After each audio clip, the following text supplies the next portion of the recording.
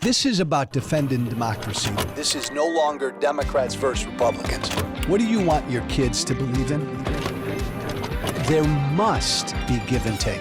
This is White Flag with Joe Walsh.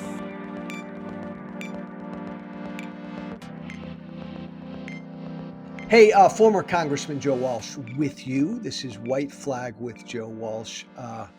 Every week, I try to sit down with someone who doesn't think like me because I'm just bored to tears. I've been bored to tears talking with people who do think like me. I think the country's dangerously divided. We have to figure out how to speak to people without wanting to destroy each other. I am so excited to speak with my guest today, this week, Brianna Wu. She is a lifelong progressive. I suppose if you sat Brianna and I down at a table, this libertarian Tea Party guy and this good, genuine progressive, Brianna and I probably wouldn't agree on most public policy issues. But I'm fascinated by her journey, especially her journey of late. She's the executive director of the Rebellion PAC. She ran for Congress in the state of Massachusetts. I always want to highlight that because I applaud anybody who would run for office. Brianna, welcome. It is, Joe. I'm such a huge fan of yours. You're killing it, and I think you have so much integrity. And I've respected you for a long time. Stop, because this is all about me hugging you. Now listen to me. No, we'll get into all of that. I'm going to be all over the map because I'm Sure. fascinated by you. Is it safe to say that in your adult life, you have been a good, genuine, consistent progressive? I don't think that is true. I grew up in Mississippi. My father was a naval officer and, church 3 times a week. And, I started off as a Republican. My first job in politics was actually working at the RNC, believe it or not. Oh, my gosh. I did not know that. This was after 9/11. And I just saw the way that the party was behaving back in those days. And I saw this march for war that I really didn't agree with. And, I hope it's not an overshare, but at the time I was dealing with my own stuff. Right. I went to rehab, kind of crashed out spectacularly. Yep. And one of the things that experience did is it kind of made me understand why the social safety net was important. It really changed my perspective on a lot of things. So I did oppose George Bush, and I've been a Democrat ever since. But I think at my core, I've never been one of these progressives that's anti-United States or someone that sees our men and women that serve as the enemy. That's just not how I think. If that makes sense. Do you consider yourself left of center as Oh God, 100%. And then your move, I think that's fascinating, Brianna. Your move from the Republican Party to the Democratic Party was primarily driven by how kind of pro-war the Republican Party was becoming? That's right. Okay.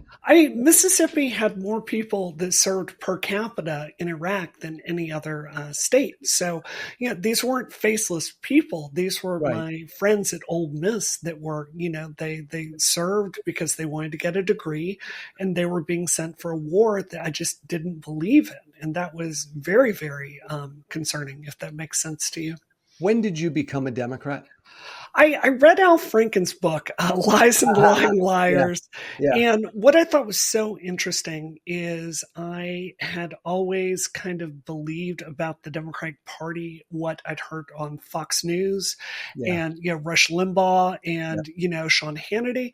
And I kind of went to a Democrat and figured out what they thought firsthand. And it kind of changed my view on a lot of things. And what I appreciated back then was Democrats, if you were talking about funding policy or war policy, they were really willing to sit down and think through the argument and give you a factual answer.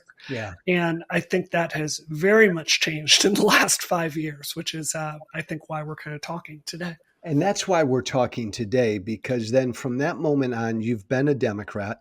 That's right. Your politics are left of center. You ran for Congress as a Democrat. That's right. And you caught my attention And Brianna, fix me with the timing here. It might have been before October 7th, but certainly since October 7th, as a center left progressive person, That's right. you've been unbelievably balanced in your outlook on what's going on in the Middle East. That's right. And I've seen you just get fucking hammered by far That's right. left people. What happened? I don't know, Joe. It's so concerning to me. I know that you, when Trump kind of took over Yeah. the Republican Party, I know you felt like it was really contrary to your values. I didn't become a progressive to advocate the destruction of Israel or to hate my Jewish friends and neighbors. Hey, stop there, Brianna. Let me Yeah, interrupt you for a sec because this is a great point. Um, yes, when Trump came on the scene and got elected, and I observed him for a little bit, I said, "Oh my God, this is not what I am. I have to oppose it." And I stood up and opposed it, and then lost everything. So I went that's right. for my right. Um, did you begin to go after some of your far left crazies before October 7th, or did it really kind of begin with the whole October 7th? Joe, it was really the last straw. And you have to Got it. understand, I've been in progressive politics for a decade. Do you know what Gamergate is? Did you follow Yes. any of this Yes. nonsense? Yes. So that's what most people know me for. Exactly. Gamergate was a kind of, Explain to our listeners.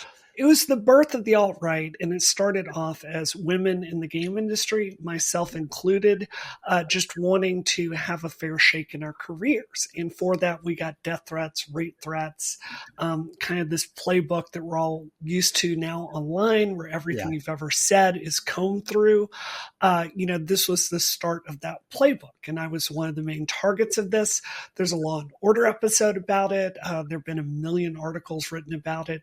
And, I got involved in those days because I really thought women needed the same opportunities at work as men got in the Yeah. video game industry. Joe, this is so important, and I hope you and your audience can hear me on this. Okay. That's why I got into progressive politics.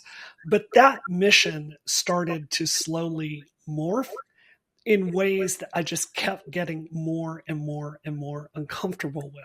Like And it how? Like started, what? so it started with some reasonable stuff, right? Like, it's important that women get a fair shake, but you know what? Black people don't really get a fair shake in the game industry either. So let's expand the mission and do Yeah. that.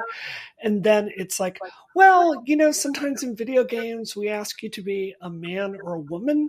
So let's add a non binary option. It's like, okay. And then it's Yeah. like, well, we really can't call someone a man or a woman. So let's make that a slider. We'll do that. Oh, okay.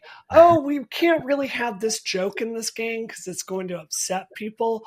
Let's go ahead and change that. So the mission kept moving from like what was essentially a workplace equality issue into really trying to use the soft cultural power that kind of the mainstream media, in the game industry enforces to bring along some values. Who was It's not pushing? that, Who was please go ahead. pushing this? Who was pushing this agenda? It's the entire culture. It's the Got it. entire culture, Joe. And Got it it. came from the game media, Yeah. but it also came from a lot of the powerful people in games. Yeah. And the problem with this is you can't at any point get off the purity spiral and say, I'm not sure this is a good mission objective. Because if you do, you get called a racist, a sexist, and all those things. So, I left the game industry, I ran for office, and I saw this exact same thing happening when I ran for Congress. I wanted to run and talk about cybersecurity policy. That's Yeah. something I think is really underrepresented in Congress. But it was hard for me to talk about that because that is like pro war and pro defense department, and a lot of the progressive base doesn't want to hear that. So all of this is to say that I do believe in policy like Medicare for all. And Yeah. I think women don't get a fair shake. But I've seen the progressive movement over the last decade get more and more and more and more extreme. And now the price of being a progressive is to basically say Israel should be destroyed, and I can't go there And anymore. I love how you put it a few minutes ago. That was kind of the last straw. But I'm fascinated by what you just said because this isn't Tea Party Joe Walsh saying this. This is someone at this time, Brianna. You consider you back then? You consider yourself center left progressive somewhere Yeah. in the mix, and you said you've watched over the last decade the progressive movement get more and more extreme. Yes. Describe that to me. It is, I really started noticing this when the communism stuff became really infused in the progressive movement. Mm, Remember, back in 2016, our main issue was healthcare. It was yeah, Medicare for all. But nowadays, it has moved into this far left, abolish all private property, destroy, like reorganize the entire economy, privatize all drug research. And it keeps moving to a point where we're not advocating any of the bread and butter issues that you and I both know. If you're interested in running for Congress, people don't care how their drug research is funded. They care about inflation. They care right. about their medical costs. They care about sending their children to school. So I've just seen it turn into this thing that's frankly unelectable, and I just can't stand with it anymore. Were you? Were you? I'll get to him in a minute.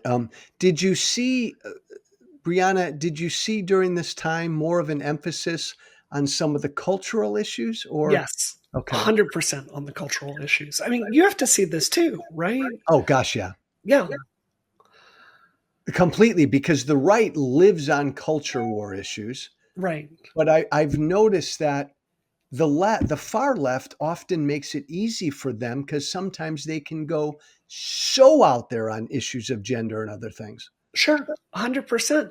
Yeah, I was talking to my friend Nellie the other day about this. In her book, she writes about this incident where it was in California. Yeah, They changed the law to make it so a man could identify as a woman with no surgery, no hormones, no doctor, no therapist, none of the like stuff you used to have to do. And you do it with really good intent, right? Like some people feel a yeah, certain way, whatever.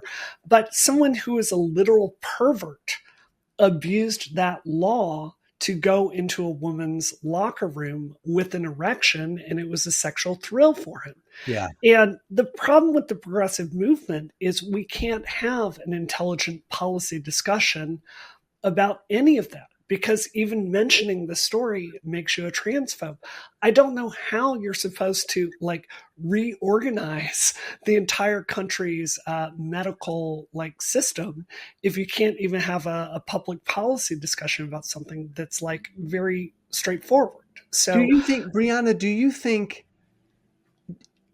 that is that mainstream, say, in the LGBTQ activist movement? I, I'm going to say that I would think that among LGBTQ advocates, most are reasonable and understanding and tolerant, and this extreme no rules at all. I would guess is still a minority among that community. But what? I wish I could tell you it was. I don't Okay, think it is. I interesting. don't think it is, Joe. It is. You said something to me the last time we were talking on the phone that some of the stuff you've said about Trump has Yeah. been like taking a blowtorch to your own career. Yes. And just saying what I said to you in some progressive spaces, not I don't believe in trans people, not we don't need to give people a path, just this is a public policy problem we need to solve. Even making that statement is enough to get you labeled as a transphobe. And this is Yeah. not a tenable way to run a movement. We progressives need to be better on getting buy-in from conservatives than Democrats because we're not trying to like pass policy around the edges. We want big structural changes. So we need to be the best people in the room to go talk to Republicans and try to get buy-in. And we are just uninterested in doing that. See, that's why I adore you. Um, and you probably feel the same way about me as a Mhm. congressman. There's just there's a paucity of courage. I mean, most people in this world are not courageous. You are a That's right. woman. You are a center left woman who I have observed in the last year taking on your left flank. You do it respectfully, but you're taking them on. I did the same with my right flank, and I just that's I know you don't care, but that's like Brianna. That's courageous because you get incoming every single day from your left flank. I do. But you do the same thing, Joe. I remember when you were a like hot radio host. I've Yeah, heard you like driving across the country. And yeah, I mean, the truth is, like, people don't realize like the book Profiles in Courage is about people that did exactly what you did. You went against your party, you did something unpopular because it was good for the country. And I think right now we need a lot more profiles in courage. I don't want the Democratic Party, respectfully, to become a mirror copy of the MAGA movement. And I really think if we don't get this left wing flank in check, we're openly cheerleading Hamas, Hezbollah, and the Houthis. And I just don't see this ending very well. So as you and I sit here and talk right now, I can say confidently that MAGA has overtaken the right Yeah. and it's overtaken the Republican Party. It's not a wing, it is the party. Yeah. So compare that now, take the Democratic Party, and you've got this extremist progressive faction. Is it just a wing? Is it a faction? It's not the party. Is it growing? What are we looking at right now? I think it's dying. And, What? Oh, yeah, really? I do. I do. I think it's a segment of the party, and I think unfortunately it's far more popular with younger people. Okay. But I don't think it has a future because I think Jamal Bowman is a really good Yeah. indication of normal people looking at this stuff and going, "It's nuts." And no matter what happens in this election cycle, the Democratic Party is going to have to look for a new identity. And I would respectfully submit that we've got to move away from these fringe identity politics, start talking to reasonable Republicans, and try to make a governing coalition that's based on policy that will meaningfully affect people's lives. God, you sound, Brianna, you sound like a reasonable centrist. But it's true. You know this. I wish I could make every person that's an extremist go spend a weekend canvassing. Like, Yeah. this, when you Yeah. knock on doors, when you do call time, when you go to DTC events, like, you're going to end up talking to people you disagree with, and you're going to Yeah. find out there are a lot of them, right? And I would love to ask you this. Why are so many people in Congress so extremist when my experience, even here in Massachusetts, of getting out and trying to be elected, it really encourages you to be a moderate? I fundamentally don't understand Did this. you, but when you ran in the primary, the Democratic Yes, primary, were you to the left of the incumbent? Stephen Lynch, 100%. Okay. So you had to kind of run, well, you ran as you are, but you Yeah, so you ran as more progressive than he was on most issues. that's correct. But see that's just fascinating to me, Brianna, because the far, far left are upset with you. Yes.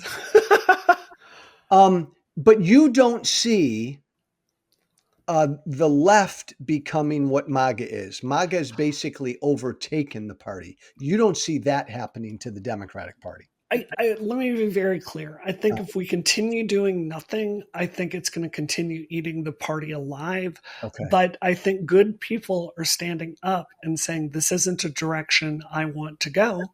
And I think Jamal Bowman is a really, really good sign about where this is going. I think the key for our party is going to be figuring out a way to get younger leftist people to give them a ramp back into reality. Because, my job is very much new media, meaning YouTube, Yeah. Twitch, Kick, TikTok. And it's just it's frankly a really communist conversation. And I Wow. think we really need a reckoning with how many young people are being inculcated into this communist ideology. I love, Brianna, the phrase you just used. We need to give young people on the left a ramp back into reality. I love that. How do you do that? I think you do it by talking to them respectfully. There's a culture on Twitch, and I really hope I can get you involved in some Twitch debates sometime.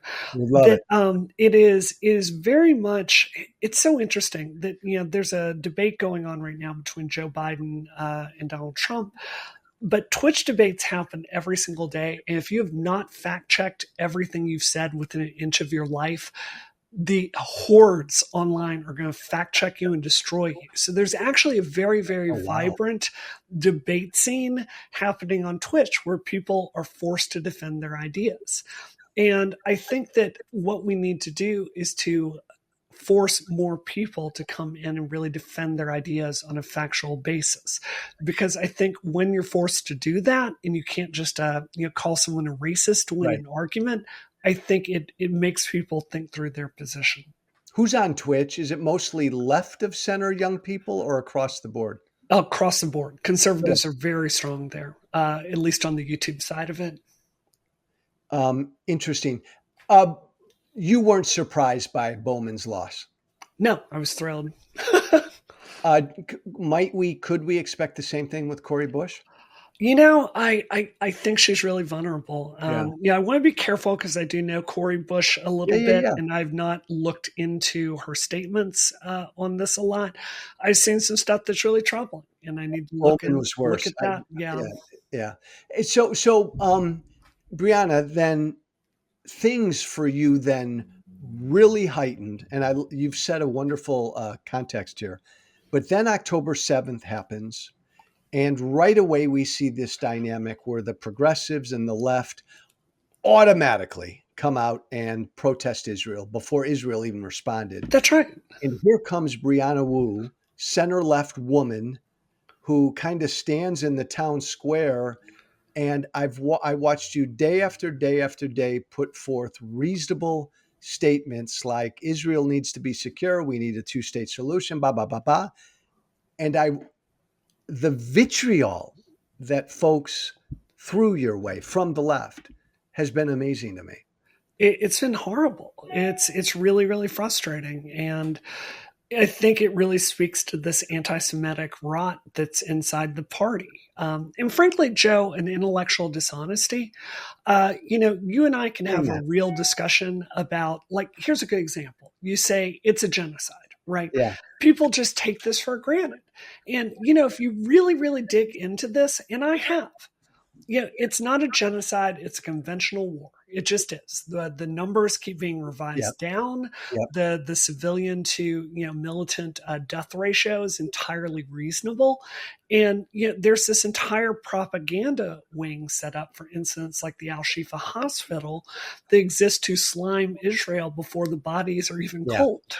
So, what I see on the left is this refusal to even pause and educate yourself. And I've been really honest, Joe.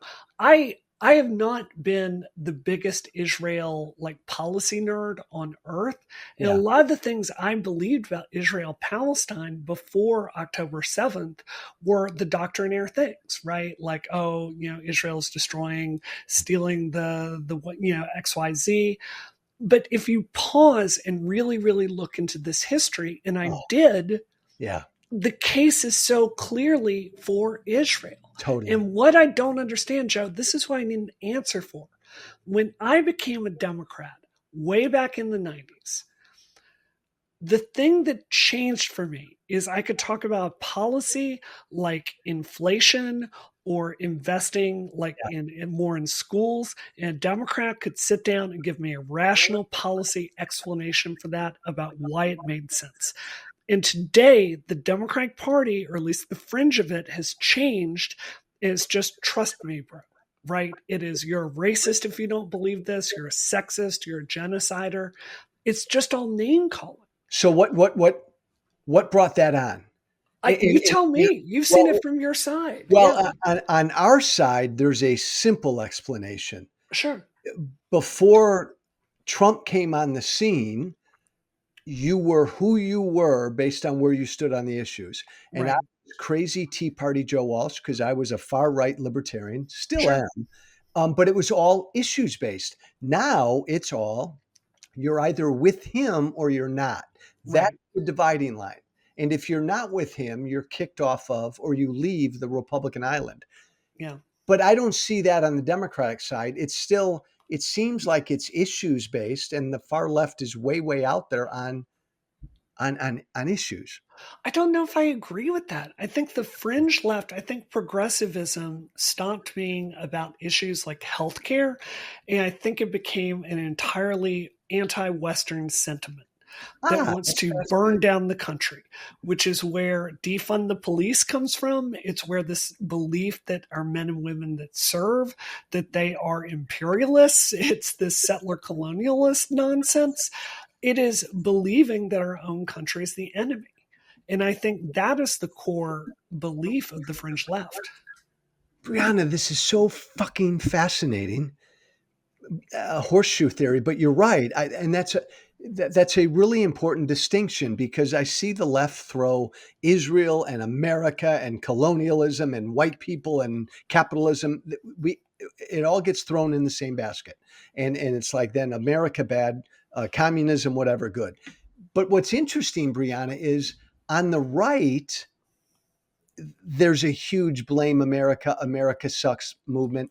Right. We're to blame for Putin invading Ukraine. We're to blame for, giving Israel too many. I hear so much of the same on the right. It's weird. So do you think that I really go back and forth on this. Do you think that we're trapped in an information war and that our enemies have Yes, basically captured both of our extremes? Because I think I believe that. we're losing. Yeah, Brianna, I think you nailed it. We are captured in an information war, and our enemies are winning, and they've that's right. captured both extremes. Well, and you know that better than I, because you know where this information's being put. I mean, the anti-Israel stuff on all of these platforms, I mean, just outweighs anything pro-Israel, right? It's amazing to me. It's what this is what I feel like I've learned about this Uh, anti-Jewish hate since October 7th. It's like there's a machine set up to justify anything that happens to someone Jewish. And it is set up, and there's a lie, and people are going to believe it. Like this riot that happened last weekend, yeah, where yeah, Jews were attacked in LA. yeah, There was this lie set up to tell people that they were selling West Bank land. It's yes, not true, but yes. that lie is ready to go. It's interesting, Brian. Anti-Semitism is incredibly unique in that it's always been unique in that it's found on the far right and the far left. I've always said, I think anti-Semitism is uglier on the far right, but I think it's more pervasive on the far left. I think it's easier to denounce something like Charlottesville. I think it's almost more sophisticated on the left, which makes it Okay. more dangerous in my view. It's not hard to look at someone carrying a tiki torch and saying Jews will not replace Yeah. us and saying Yeah. that's a bad guy. Yeah. It's really, really, really hard to counter a machine set up to attack someone like APAC, which is doing the same thing my pack does and a whole Yes. lot of other packs does, and treat them as though they're un-American, right? So I almost think that the left's version of it is more dangerous. So, Brianna, as a woman of the left, and I mean Yeah, the good left, the traditional left, because when I was in right wing media, everybody, oh, George Soros is behind all of this. So, like, Brianna, what's behind this? Who is behind this, putting this shit out, and where'd it come from, or is it organic? I think it's so difficult for me to say because the truth is, Joe, the progressive movement is broke. Justice Democrats are Yeah, broke. The DSA is broke. For a lot of these left wing shows, they're the yeah, fringe left shows, their views are way down. So I almost wonder if it's just individuals that are being so bombarded by bots and information warfare that that's where these views are coming from. I don't think it's like an organized effort. you don't. Or maybe it is because the soft power of the progressives is the real way that you bring about that policy. So I don't know. Um, Brianna, all the protests that we saw on the campuses a few months ago, Yeah. Gen Z and Israel, outside of the far, far left and the far, far right in Gen Z, I've always just assumed the 70 or 80% of Gen Zers in the middle when it comes to Israel and Gaza are just fucking uninformed. They're Yeah. just informed. Do you buy that? I don't know, Joe, just because so my job is to spend a lot of time on TikTok. Okay. And even as someone who is extremely pro Israel, it amazes me how much Holocaust denial and pro communist content I get there on a On daily TikTok. On basis, TikTok. on TikTok. Okay. This is where bin Laden's letter to the United States trended. Yeah. And there's an assumption built into the culture there that capitalism is evil, white people are evil oppressors, and they are the enemy, ergo your country is the enemy. So I don't know how much I agree with that. But again, and I know you can't answer this and I can't, this fascinates me, Brianna, because you don't know if there's something organized behind this or if it just happened. Well, I think clearly the college campuses, I think you and I both are politically, like, we've run enough events to know Yeah. that didn't happen serendipitously. There was money and organizing behind that. Like what I saw just at Columbia was several Yeah. $1 million of organizing and messaging and all that kind of stuff. So I think the truth is, like, as well as I do how easy it is to bring money into the United States for political purposes in legal ways. And I think, like, TikTok is clearly like an algorithm issue with what Okay. ByteDance is doing. Okay. Yeah, I Okay. think these campus protests are, for our adversaries basically turning our own children against us. What I don't mean to distract Brianna, but what should happen now with TikTok? What's going to I happen? 100% think it should be banned. I mean, how do you feel? It's You just know, the libertarian in me doesn't want to ban it. Would you I be know would you be happy if a group of Americans bought if an American it company? would be a fine middle ground, 100%.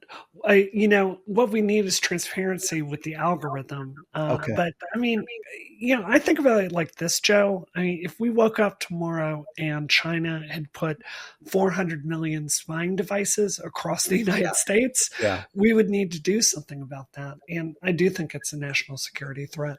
You, my lady, again, since October 7th, you've been courageous every single day, continuing to put out your reasonable approach to what's been going on in the Middle East. There's been an effort to shut you up, and the whole word cancel, but there's been an effort to go after you and to shush you.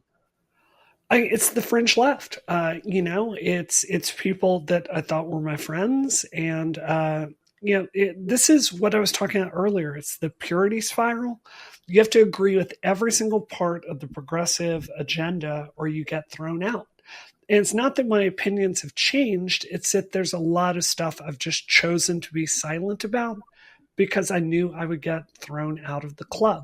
I think it is nuts to say that a biological male can just declare that they're a woman and then go get access to women's faces if they've not, like, gone to a therapist and started on hormone therapy. That's just nuts to me.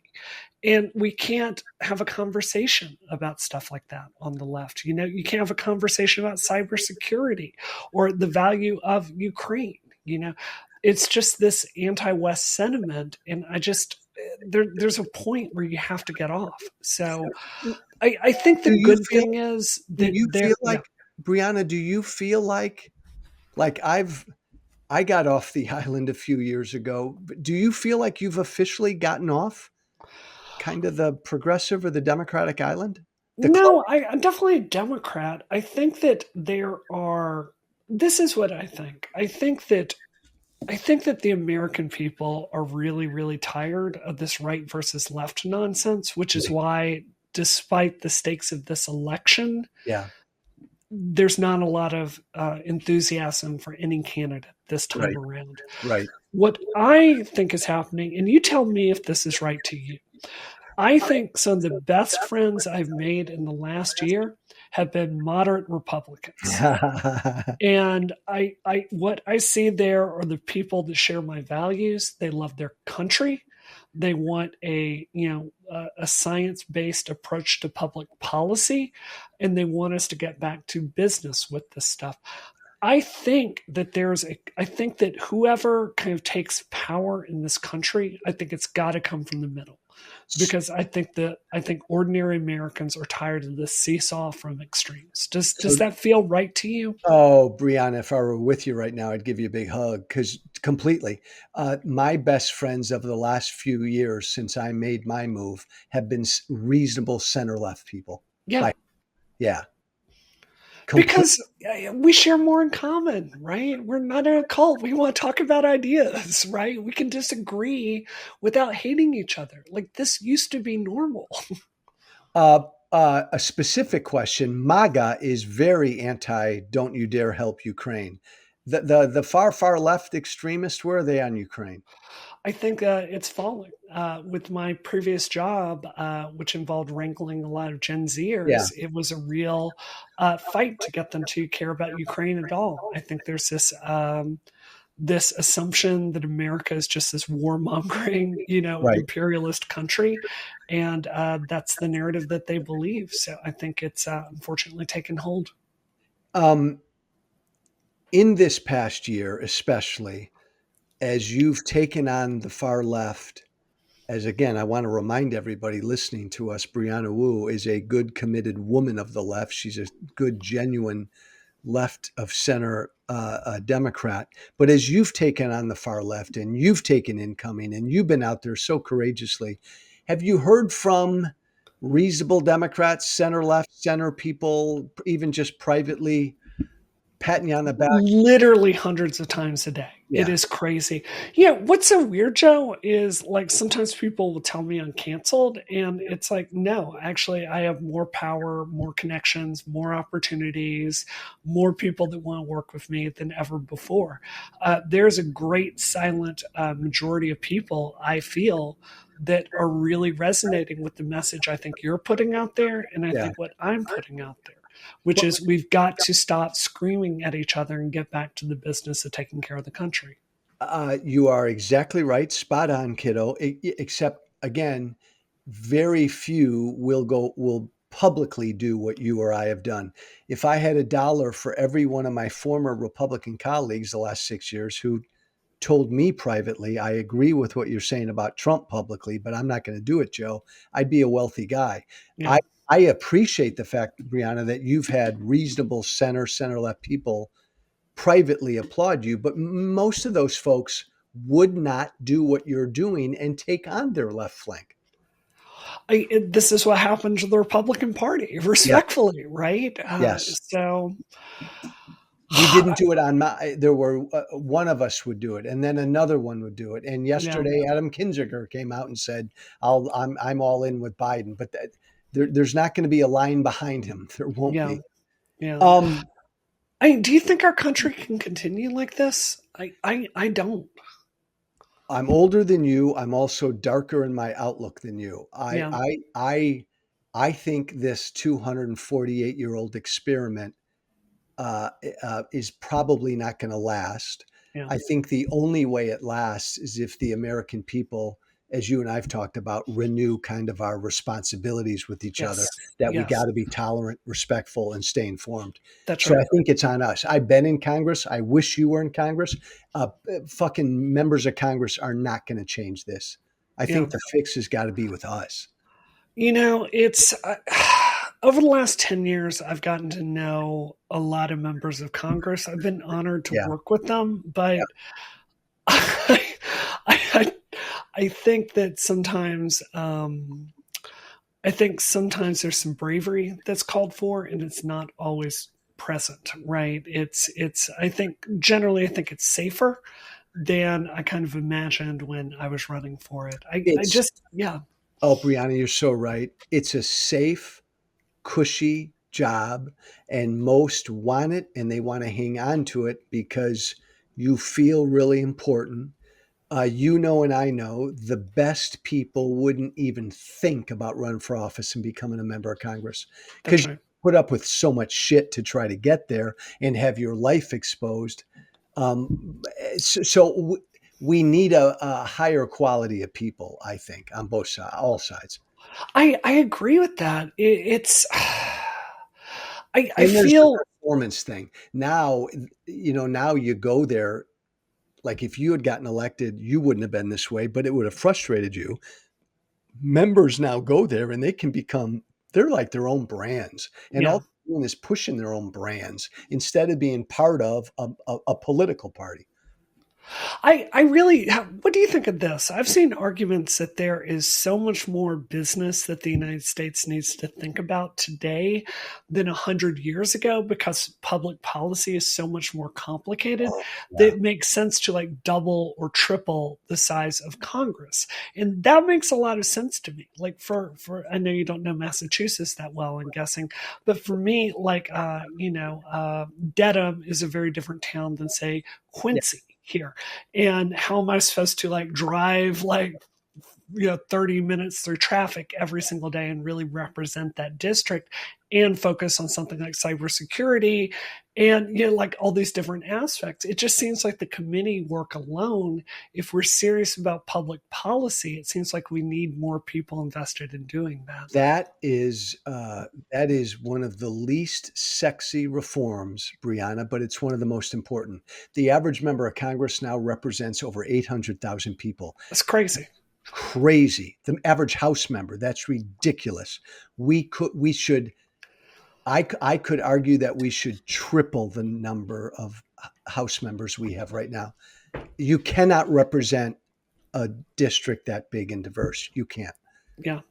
How do Um, you, in your view, how do you kind of take care of this problem in Congress where it seems to me there's so many incentives you don't. to not work with the other side. And that seems to be one of the primary reasons that Congress is gridlocked. I think that's more pronounced on the Republican side, but my own side is very guilty of this. How do you restructure Congress as someone that's been there so there is more of an incentive to talk to each other and come up with public policy that actually gets things done? I don't think Congress can. I don't Yeah, think the institution can because you're right, Brianna. Even when I was there 10 years ago, we were all like incentivized. Don't you dare talk to a Democrat. right. Dennis Kucinich and I became friends and we worked on some shit together. Gerald Paulus, the Democratic governor of Colorado, great guy. He and I did some stuff together, but that was frowned upon. And it's 100 times worse now. I think the way to change it is to change the incentives on how we elect people so that we're able to elect more moderate people instead of just the primary system and the extremes generally win the primaries.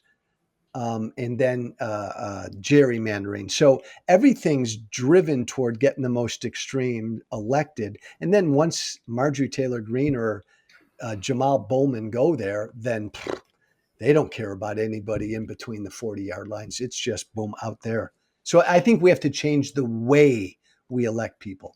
Yeah, I think the money is also a really interesting issue. I'm sure you've run a mailing list just like I Yeah. have, and it's the extreme messaging that gets people to click. Yeah. I have a very strong opinion on women having access to abortion. That doesn't mean I think it's really good for the country to constantly hammer messages and fundraise on the Republicans are going to take this away, the Republicans are doing this, the Republicans are doing this to your kids. It's the fundraising apparatus is built around you creating passion over these wedge issues, finding a constituency for it, and telling people that no compromise is possible. You And are, yeah, you are, and this is why, by the way, I want everybody to know you, Brianna Wu. And by the way, if you're not following Brianna on Twitter, follow her at Brianna Wu with two N's. You are a pioneer. I'll say I am too, and there aren't a lot of us. You just expressed a genuine progressive position on the issue of abortion.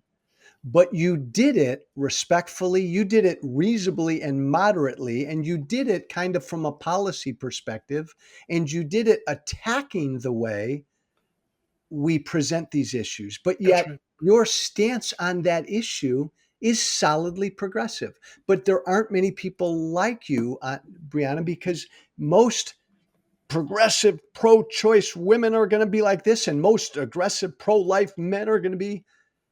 You just did the opposite, and we got to get there somehow.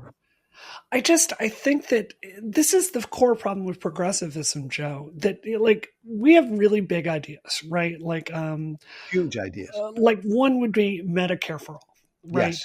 So if you're going to do Medicare for all, like you've got to go through and you've got to change like how knee replacements get approved, like for everyone in the country. You've got to figure out actuarial tables. You've got to figure out deeply divisive answers like trans healthcare. Right? Who's going to be doing this? Are you going to be forcing like red state doctors to provide this?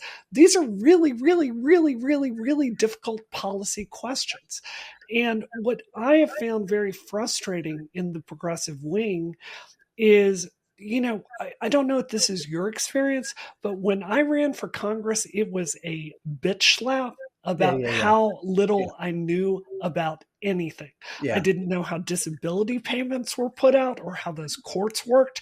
I didn't understand in depth how Section 8 housing worked. Yeah. And every area of public policy is so wildly complicated that you just wake up and go like, oh my God, the stuff I say on Twitter is not a tenable way to actually run this program.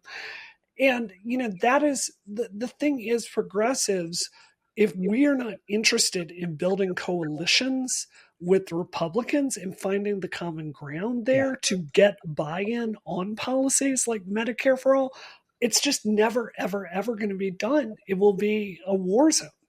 So we've got to be better at talking to people on the other side than just standard Democrats. And we just have no interest in doing that There's, culturally. there's no interest and there's no incentive to do it. That's right. And again, in your defense, in progressives' defense, my former party is just fucking batshit crazy now. It's hard to find people there to work with. Two other quickies, Brianna, and then I'm going to let you go, and you are the best. MAGA, I've always said that MAGA is more dangerous than the far left, far extreme left that you and I have been talking about, because MAGA, in my mind, is fundamentally an anti-democratic thing. It's an authoritarian embracing cult. But as I listen to you, and I've always just said the far left is just wacky and bad on issues, but you're painting a picture of I don't know if they're anti-democratic, the far left. There's an anti-American thing. There's an anti-capitalist thing. What is it? I think it's anti-American. I think it's anti-Western. Yeah, it is. Yeah. It really believes their own country is the enemy. And I don't know how you're supposed to run democracy. Is it anti? I think it is anti-democracy. There are a lot of younger people that have given up on the idea of democracy, and polls show that. That's Brianna, you and I will continue this. That fascinates me. You've convinced me that there is an anti-democracy element to the far left as well that I did not see. I thought it was just MAGA. No. Fascinating. So, hey, Joe, I have a challenge for you. I have a question for you before I go. So, can I talk to you about a problem I really see as someone whose job it is to message with younger people? Yeah. I think I saw this during Gamergate, that we were having a generation of young men that were growing up and they were very, very lost. Yeah. And they didn't have role models. They didn't know what direction they needed to go to have a successful life.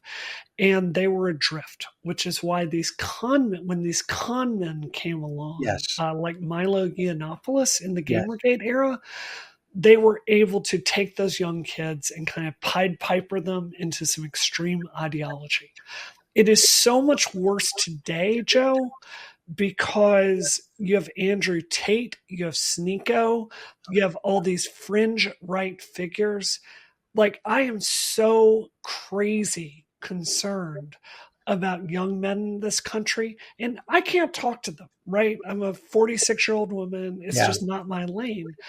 My challenge to you, Joe, is what I see from you in every single TV appearance. I think you're strong, you're compassionate. I think you have all these qualities I really respect in men. And I would really challenge you to spend more of your time doing younger media, talking to them, because I think you're showing a message that we as a country have failed to show our younger men, right? This is like how you serve your country. This is how you stand up for what you believe with integrity. This is how you have respect and talk to people. I think there are young men on the right and the left that really need your example. So I really want to Brianna, encourage you. Yes. this is a God moment. This is serendipity. You and I are tied at the hip. I agree with you. I have always had a really cool, weird, strong connection with young men. Young men have always fucking loved my message. Yeah. Now, what happened though was, and TP USA, Charlie Kirk, I helped get that organization started 20 years ago, back when it was all about free markets and capitalism. Fuck them now. But then what I saw was, and young men gravitated toward me. And then Trump came along and I turned on him, and he's a demagogue. And now so many young men have latched onto the demagogic nationalist bullshit. And I haven't been able to get in front of them as much anymore, but you've inspired me to try to do it. So I think this is the key that a lot of people are thinking is still, the 2010s, Yeah. and it's cable news or MTV or even Facebook. And the truth is that's just not where young people get the culture anymore. I think you would do so well in some of these Twitch debate formats. Yeah. I would love to get you in front of some of these. Brianna, do me a favor. Can I hire you as a consultant? Yes, you can. You and I will work on our own arrangement. I will do it for free. Oh, no. We'll do something. I'm going to take you out to your favorite dinner spot there in Massachusetts somewhere. But I have been feeling the urge to do that with the message I've got now. Can you hold my hand and show me? I will teach you how to do it. I will teach you how to do it. But I really mean this, Joe. It's not just the Republicans that need this, it's Democrats. And I think don't get me wrong, I have every opinion on Me Too that you would expect a feminist to have. But I think our party has gone so far in demonizing men and masculinity that I think we've created it that these young men have nowhere to go but into the willing arms of the right. So I think we need Democrats that can have this message too and talk to young men and show them this is how you get a career. This is how to get a partner. This is like where to go in life. Instead of having them listen to Andrew Tate. Yes. And all the rest. Exactly. That voice belongs to Brianna Wu. She is a genuine, smart. Gosh, Brianna, I wish you were in Congress. I don't think that I wish you were in Congress now. I want you in Congress soon. I think you'd be so frustrated right now. But maybe it doesn't seem like a fun job. It doesn't. Be happy, and you would not be happy. And you are someone who clearly wants to sink your teeth into policy, and there's just not enough of that. I just want to serve my country. That's really all it is, Joe. You are right now, you are a courageous, I'm not going to say lonely, but politically kind of on your own. There are others, and there are others with me, but we're on our own in this space, kind of in the middle, trying to figure shit out. And stuff's going to happen. I want everybody following Brianna. Please follow her on Twitter at Brianna Wu, BriannaWu. She's the executive director of Rebellion PAC. She's the kind of person this country needs to get through what we're going through now. Brianna, you're the best. This was a real pleasure, Joe. Let's keep the conversation going and let's write a new chapter for the country. I just hired you as a consultant for dinner once a month. We'll make it happen. Joe. Thanks, Brianna. Amazing. Bye. Thanks. Thank you for listening. Remember to listen, share, and follow White Flag with Joe Walsh on Apple Podcasts, Spotify, and everywhere great podcasts are found. And be sure to leave a 5-star review. This has been White Flag with Joe Walsh.